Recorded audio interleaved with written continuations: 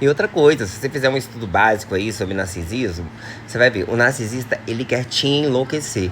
E aí, quando eu vou passando por esse tipo de situação, eu fico assim, meu Deus, não é possível. Eu devo estar num mundo de delírio mesmo.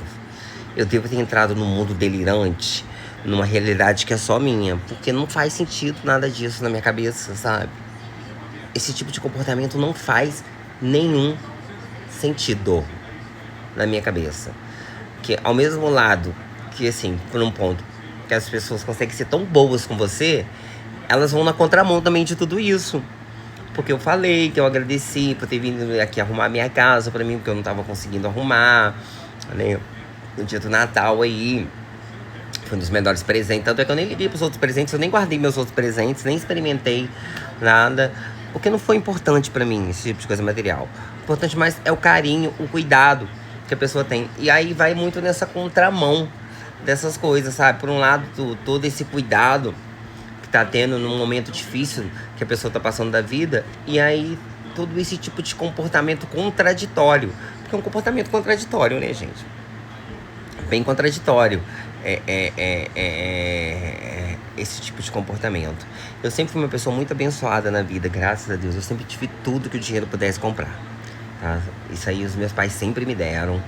Tudo que o dinheiro pode comprar. Eu sempre tive tudo do bom e do melhor. Isso aí eu não posso reclamar. Nunca passei fome, tá? Nunca tive, assim, necessidade de nada. Mesmo quando eu fui morar na casa da minha tia, a minha tia ia levar comida pra mim, tá? Porque eu não trabalhava, eu tinha 17 anos. Então, ela ia levar comida lá pra mim, entendeu? Então, assim, Deus nunca permitiu todas essas coisas. E o estudo vai dizer que o narcisista sempre procura a pessoa que ela é empata. A pessoa que ela sempre pensa muito no outro, é esse que ele escolhe pra ser vítima. Porque se você pensa em si, você não se submete a esse tipo de coisa. E a gente que pensa muito no outro, a gente vai se submetendo, porque a gente sempre fica assim, não, pô, o outro vai reconhecer, o outro vai melhorar, o outro uma hora vai ver tudo que eu fiz. Eles não enxergam, não adianta, vão morrer sem enxergar. Vão morrer sem enxergar, querido. E vivendo uma vida de hipocrisia, né? Assim, algo que eu não consigo. Eu sou muito verdadeiro nas relações. Eu tava um tempão na igreja, essa minha última saída. Eu tava um tempão na igreja, tava orando, jejuando, tava jejuando todos os dias. Todos os dias, todos os dias, todos os dias. Mas aí eu reconheço que eu sou fraco e o inimigo me pegou numa curva em que eu não aguentei e trouxe todas essas dores emocionais pra minha vida, de tudo que eu vivi com as pessoas, não só da minha família, mas fora da minha família também. E aí eu não aguentei. Mas Deus, ele é que sonda os corações. Porque ele sabe que não é uma coisa de propósito. E eu já sabia que em algum momento, devido ao meu histórico, isso ia acontecer. Eu não quero. Eu quero ter uma vida com Cristo, uma vida entregar totalmente, mas sempre tem alguma coisa que me prende nesse mundo maldito.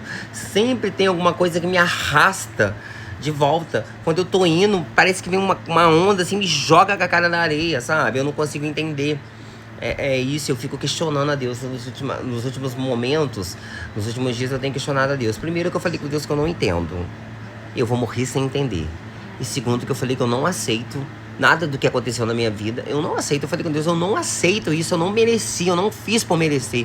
Eu não sou esse tipo de pessoa. Eu deveria ter sido uma pessoa ruim. Eu deveria. Eu deveria ter dado, deitado na cama que eles forraram pra mim. Sabe? Que eu levei a fama sem deitar na cama. Eu deveria, eu falei com Deus, o meu erro foi aí. Esse é um dos meus, acho que talvez o meu maior arrependimento. Porque eu deveria ter dado jus a tudo que falaram mal de mim, tudo que disseram que eu sempre fui. Falar, eu sou? Então vou mostrar que eu sou. Eu deveria ter feito tudo isso, sabe? Mas ainda assim, é por isso que eu falo que esse negócio de igreja não tá. Ali são paredes de lajota, como aqui no meu quarto. São paredes de lajota, massa corrida, tinta, tudo bonitinho. Deus não habita nesses lugares, Deus habita em nós, em nós. E é Cristo que vai moldando o nosso caráter. E aí eu vou vendo muitas pessoas fora da igreja com caráter mais do que quem tá lá dentro. Porque quem tá lá dentro não é capaz de cumprir a própria palavra, de assumir aquilo que fala, sabe? Não é capaz de assumir aquilo que fala. Mas adora falar do outro, adora corrigir o outro, adora, sabe, apontar o dedo pro outro. Cristo não tá em nada disso aí. Porque isso vai mudando o nosso caráter, sabe? Eu já fui uma pessoa que eu mentia. Eu já fui uma pessoa que eu fiz bastante coisa errada na minha vida. A minha vida foi por um caminho que eu acabei escolhendo, que não foi um caminho bom. E eu fui avisado, eu não posso reclamar. Tanto é que eu não reclamo muito. Enquanto disso, mas falar com Deus que eu aceito tudo que eu passei na minha vida, eu não aceito. Eu vou morrer sem aceitar, eu vou morrer sem entender. E Deus até hoje não me explicou o porquê de tudo isso. Mas, enfim, entendeu? É isso aí na vida. É isso, entendeu? Acho que a gente tem que ser honesto com a gente mesmo. Foi aquilo que eu falei, tá doente? Fala que tá doente. As pessoas têm essa coisa de negar a doença. Não, eu tô doente. Fala que você tá doente, sabe por quê? Aí é o primeiro caminho. Pode ver que um dependente químico, o primeiro passo pra recuperação dele é ele reconhecer que tem uma doença. Porque ele sempre fica assim, não, eu consigo parar a hora que eu quero. Eu consigo fazer isso. Não, não sou viciado, não sou isso, não sou aquilo.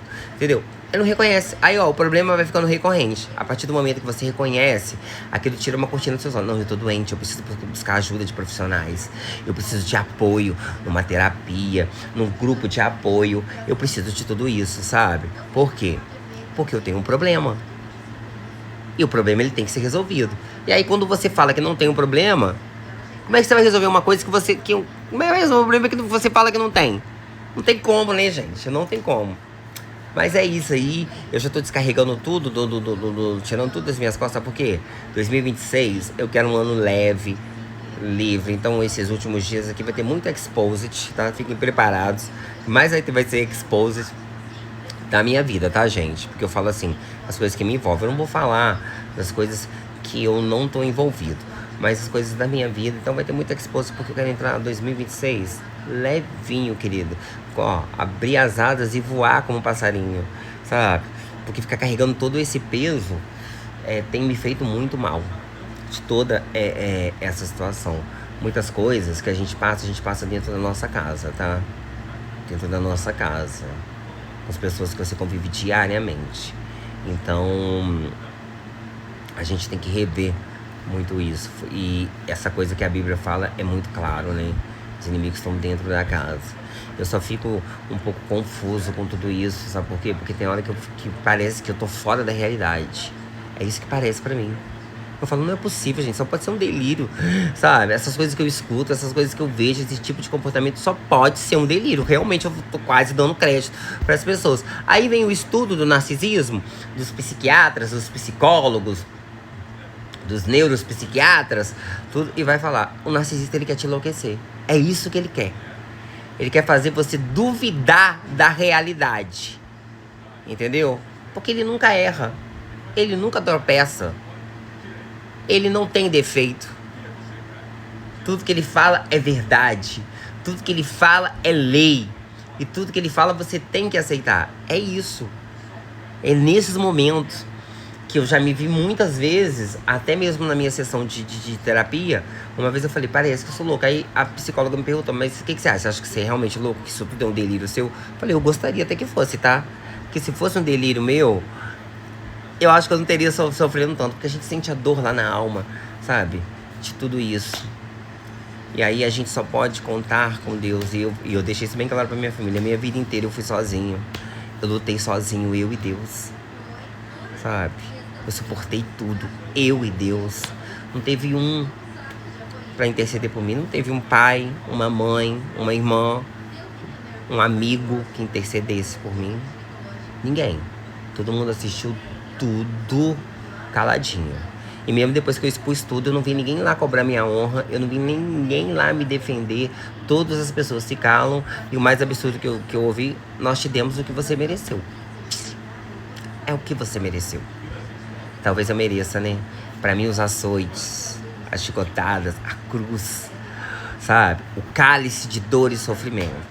Para o mundo inteiro, o perdão, a redenção, a graça, a misericórdia, o amor, o perdão, né? O perdão. E é isso aí, gente, ó. Vamos terminar 2025, ó.